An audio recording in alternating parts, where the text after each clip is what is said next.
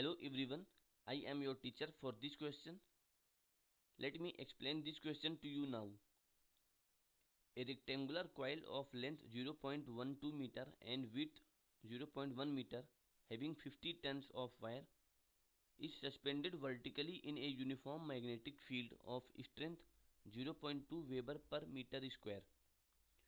The coil carries a current of 2 ampere if the plane of coil is inclined at an angle of 30 degree with the direction of the field.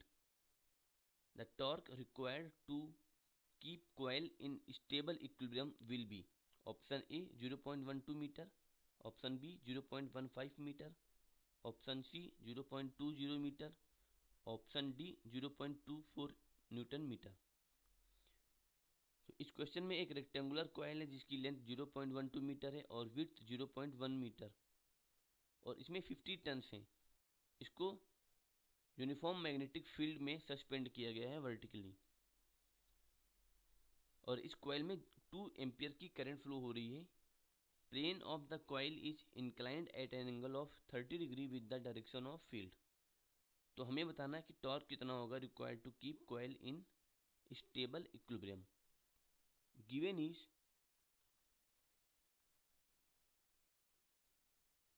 Length of the coil L equals to 0.12 meter, width of the coil B equals to 0.1 meter, number of turns equals to 50 number of turns है and magnetic field B equals to 0.2 Weber per meter square and current is I equals to 2 ampere.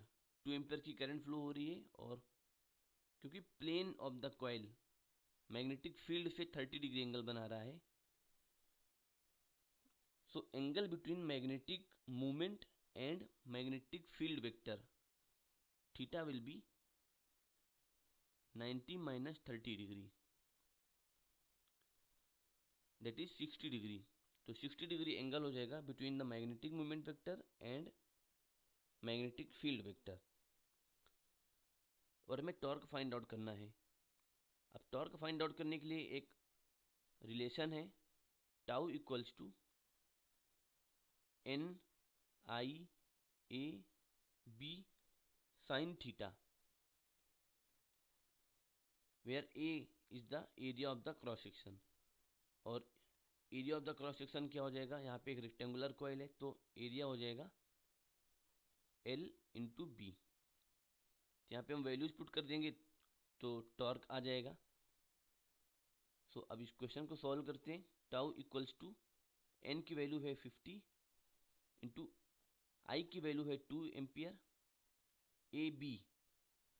ए की value है यहाँ पर L into B तो 0.12 into 0.1 ये area हो जाएगा into magnetic field is 0.2 weber per metre square into sine 60 degree. तो ये साइन 60 हो गया। अब इसको सिंप्लीफाई करते हैं यहाँ पर तो ये हो जाएगा 12√3 into 10 to the power -2 newton metre.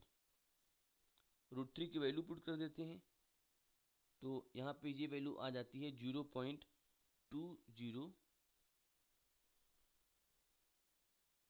Newton metre.